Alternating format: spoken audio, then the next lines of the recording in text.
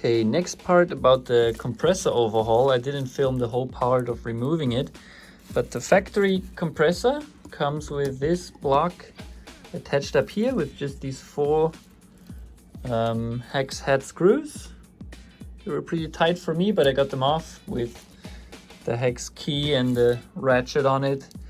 And because if you want to do the R134 conversion, there are seals in here. These 4, or actually, yeah, these 4 here. And then I think what you also need to do is remove these plates, because you can see they're like separate. Remove these as well, because there's like a sandwich in between, because you need to remove these 4, and then there's, I think, another 3 or 4 in between these. So let's go and take that apart. Yeah, that was really easy. You just go with the flathead screwdriver, go on the edge, and now you can see, you can take off this plate.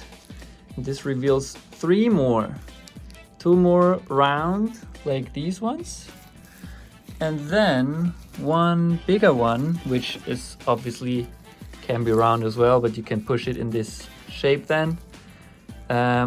Yeah, these 1, 2, 3, 4, 5, 6, 7 seals.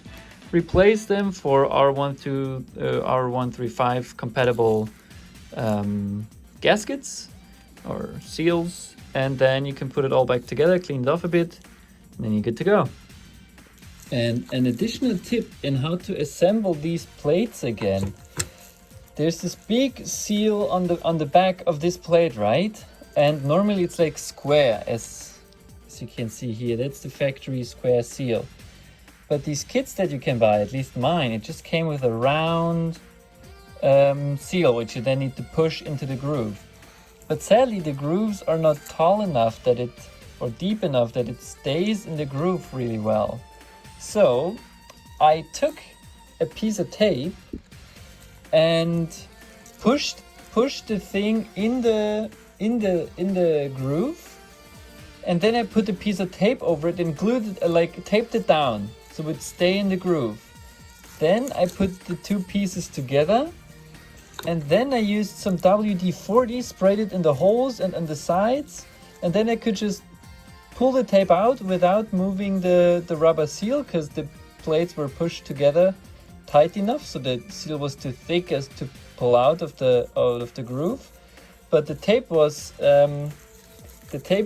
even though the glue side was on the seal, it's now slippery enough so you could pull it out easily.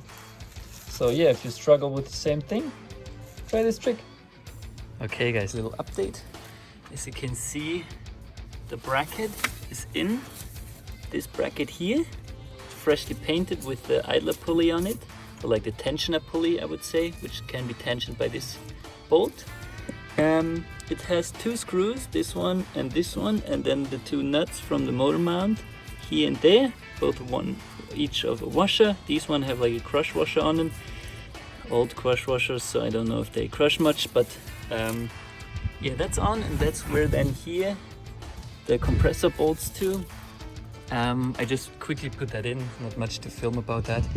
I also don't think I won't be filming, maybe I'll film something for the compressor install, but I guess I will try to take the battery out to try and sneak the compressor in there like that, since I don't want to take off the distributor or something. So I guess take the wiring out of the way a bit, take the battery out, and then sneak it in right here. I think that should work. And then for the heat exchanger in the front, it goes like right here. So I guess I will at least need to take off the grille, the headlights, and this center brace, since it goes behind that center brace. And that means also taking out the lock mechanism, but that's all pretty straightforward. It has 4 bushings on each corner. The Aircon lines, they go through down there. There should be, yeah, over there. I don't know if you can see them.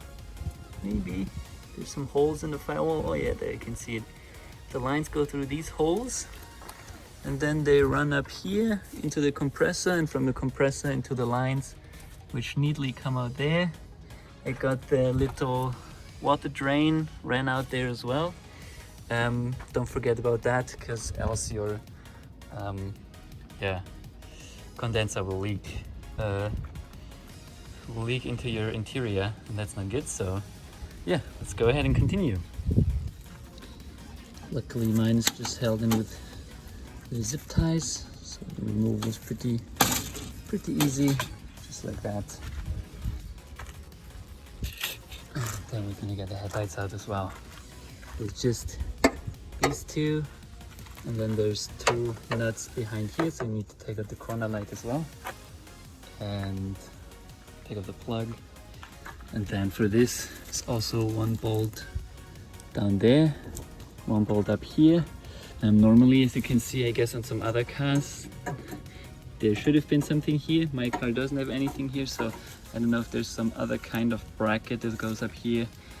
If, yeah, remove that, then he should be golden.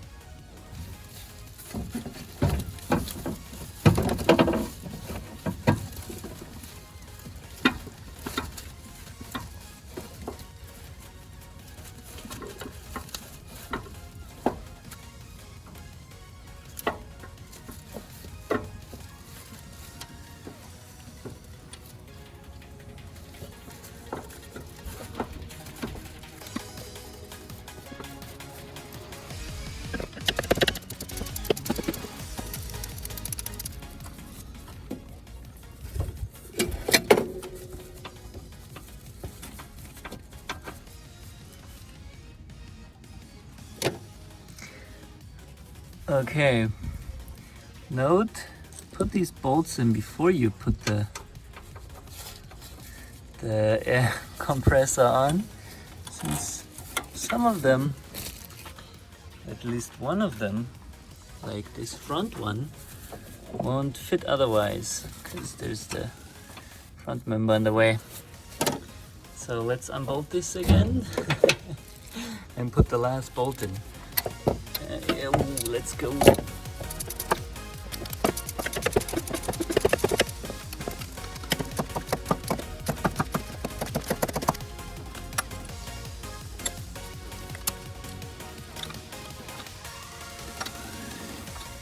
Okay, lastly, the belt can go on. Just fit like that, and now we can use the tensioner to tighten it up.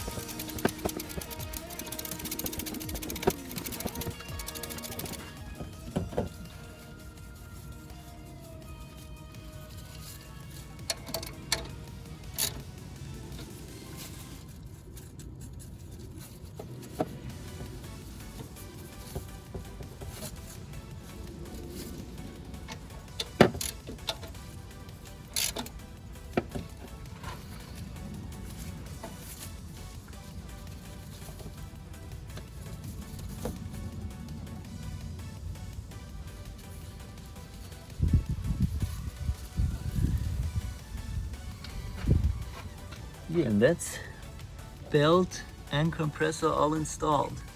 So next, need to finish installing the radiator in the front, then all the lines, the evaporator, and yeah. Okay, so I didn't film much because I didn't know how to position my phone to get it well, but I got the radiator in. It didn't work that well. I stripped the bolt down here, and because the car's been in a crash, these four didn't really line up. That's why I printed new, like, smaller bushings, which gave me a little bit more wiggle room, so I could get that thing in. And it's pretty sturdy. I need to make a new, like, ideally I would drill out that bolt, but I don't even have a drill, so for now I think I'll make a little bracket which connects from down here to up to this bolt, maybe to hold that one. But even without that, it's fairly strong. And with this just the 3, so for now I'll just finish the install and then worry about that. So we still need to put in the dryer, I think is what it's called. You need to make sure to get that in the right direction. Get the in to the left, like that. But you should only take off these caps once you're ready to like close all the lines. So I'll put that in last to not get any moisture in the system. And I connected this one line which goes down here into here already. I will connect these next, but first in these big lines I will fill up the compressor with oil, and because it's down in there and I needed to wiggle it in to get it down there, I didn't want to fill it up with oil before that, so I just thought I would try to fill it up through the line. And yeah, you need, if you have the factory AE86 air compressor, it's this ND Oil 8 for if you do the conversion for like R134A. It's this one. It's Toyota original parts. I could order it from Amazon actually, so that's pretty cool. The part number is not written. Oh yeah, there it is. If you need the part number, that's it. And yeah, measured off exactly 100 milliliters, because that's what the factory system takes. Now I'll try to fill it up in that, see how much I spill. Maybe I need to refill it a little bit more, depending on how much I lose, but yeah, let's try that.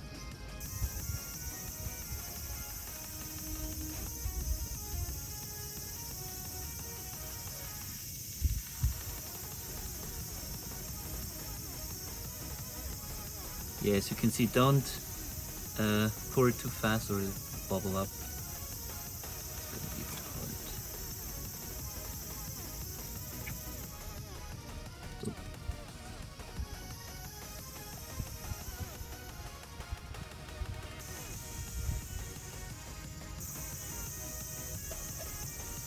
Okay, perfect.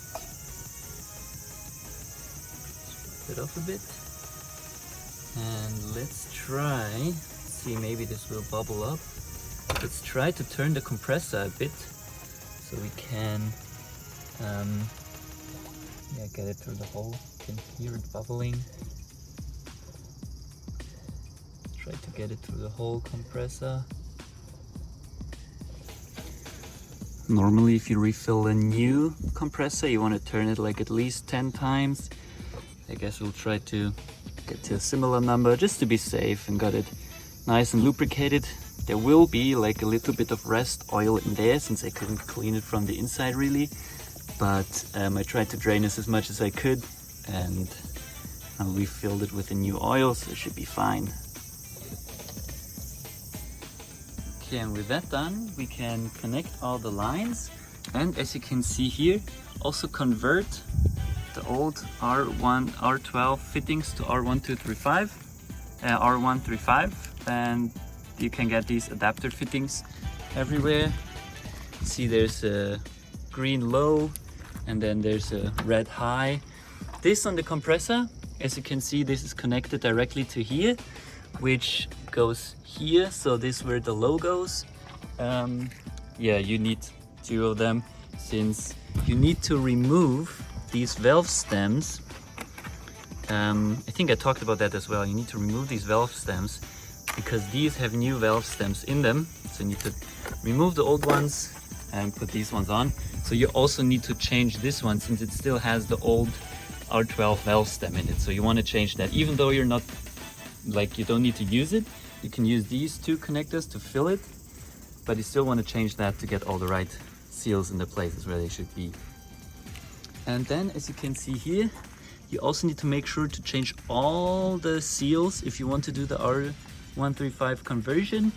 There's this, there's here, here, down here, then there is this one, then there's one in between this pipe behind here. I don't know if you can see it down there. These up there in the interior I showed you already, there's some as well. on the compressor itself. I showed you how to convert the compressor itself.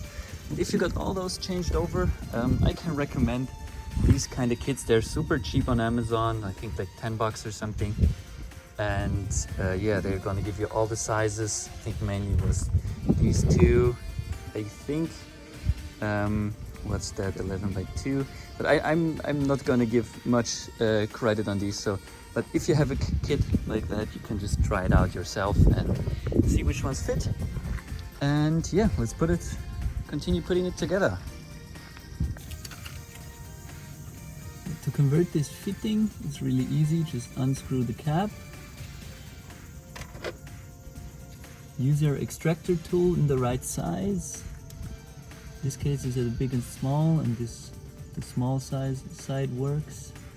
Then just unscrew it. It's basically just like a valve stem of a tire. So yeah, remove that. Get it out of there.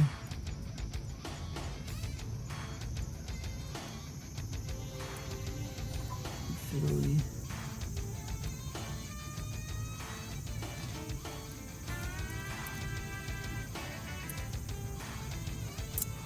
Yeah, there you go. That's the old one.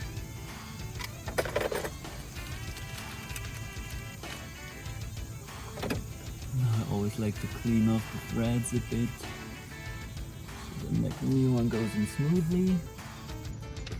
And this is the new one. I don't know if that's wrong or right, but you can see this has like also one of these green seals in it. And I don't like putting on rubber seals dry, so I gave it a tiny dab of WD-40. Better would even be to get a dab of the compressor oil, get it on there, and then you can screw it on. That way you won't really rip the seal apart. So that's a bit safety, I guess. And then for the small side, it's a 14, and for the other side, I think a 17. I will need to check, but yeah, you can just screw that in. Get it nice and tight, but don't over tighten it, since it's still a rubber O-ring. So you don't need to squish it like it's a metal kind of thing. Get it nice and tight.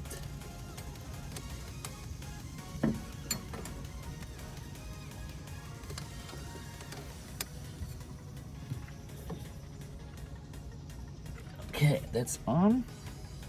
And that's the thing, later we will check if everything is sealed with the vacuum test. So if the vacuum test shows that there's still some kind of vacuum in the system, you can go ahead and retighten all these fittings until you get it just right. I tighten up this or up here already, so next will be these. And then route this one down under here, through here and into this connector pipe. And then we'll be golden. Put the dryer in, and then let's go. Okay guys, so we're currently refilling the AC, or first leak checking it. I would link a Chris Fix video, because I'm basically also just following what he said in his videos. But basically the first step is to hook that up to the low and high side, open these up, close these, turn on your vacuum pump, because that's really important.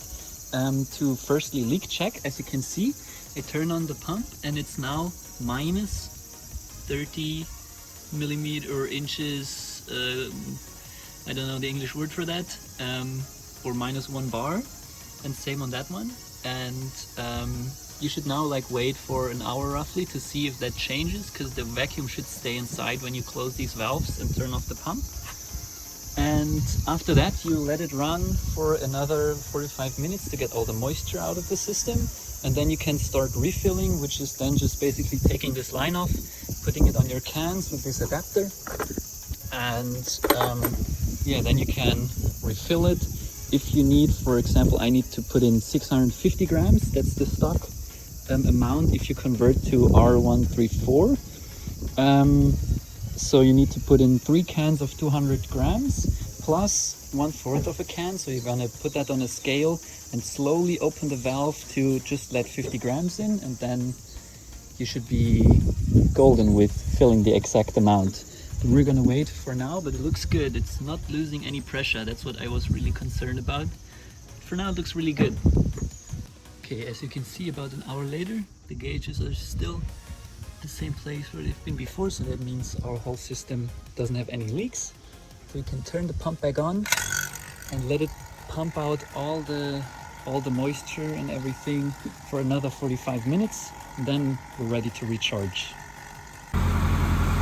Alter, wie das einfriert hier, holy shit.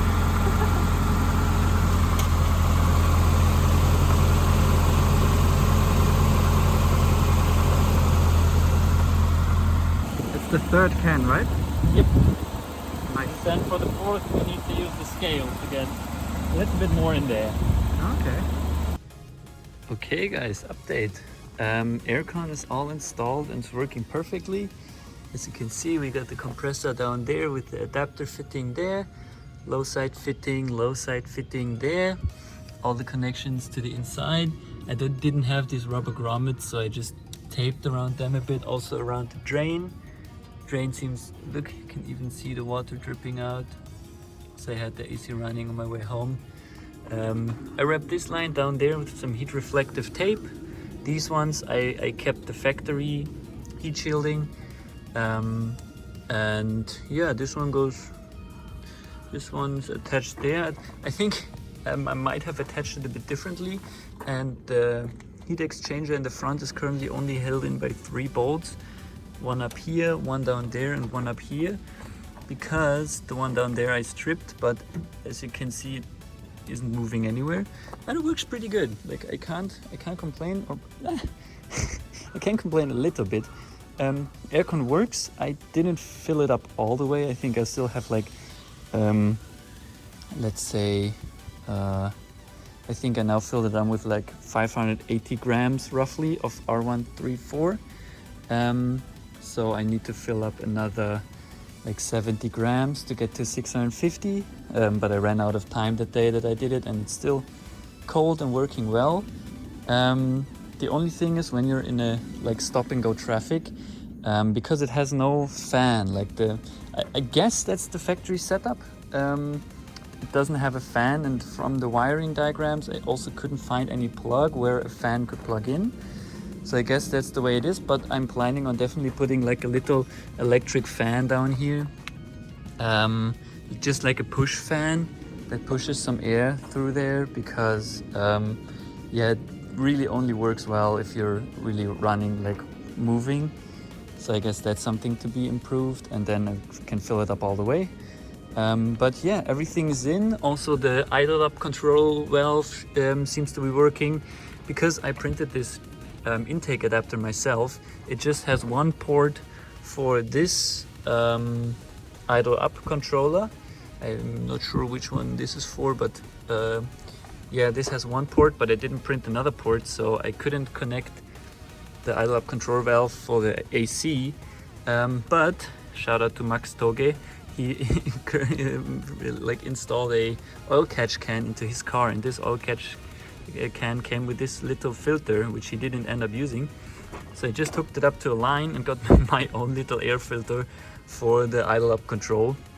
At first I thought I could just leave this line open, because like to explain that, the car, when the aircon turns on, the aircon draws a lot of power. So you need to like raise or like give the engine more air, and more air meaning more fuel, more power, so it can run the system and the engine doesn't die when you turn on the aircon. So you've got this valve which lets through this port down here, lets more air in the intake, and this gets electronically switched on and off, and it's normally connected to the intake. But since I have the aftermarket intake, this is my current solution. I want to print a new intake adapter, because that solution here also isn't perfect. I want to print a new adapter which then has two fittings for both the lines, and I can rid of this extra filter, even though I think it's kind of funny having two intake air filters. But yeah, that's the whole system. Seems to be working well. Lately this injector plug sometimes undoes itself, so I guess I'll need to repair that, but everything else seems to work flawlessly. Everything's sealed. Aircon has been working for a few hundred kilometers already, maybe even 1,000. and yeah, it doesn't seem to be leaking. Leak test showed up perfectly. As you saw in the previous videos, we did the vacuum test, or it's not really a leak test. For a leak test, you would need to fill it up with gas, test gas, and then see if it leaks. But yeah, at least the vacuum test went perfectly. So yeah, that's the install. If you have any questions or if you need any help, it seemed to work for me. Maybe I can give you some hints. But yeah, also interior works fine.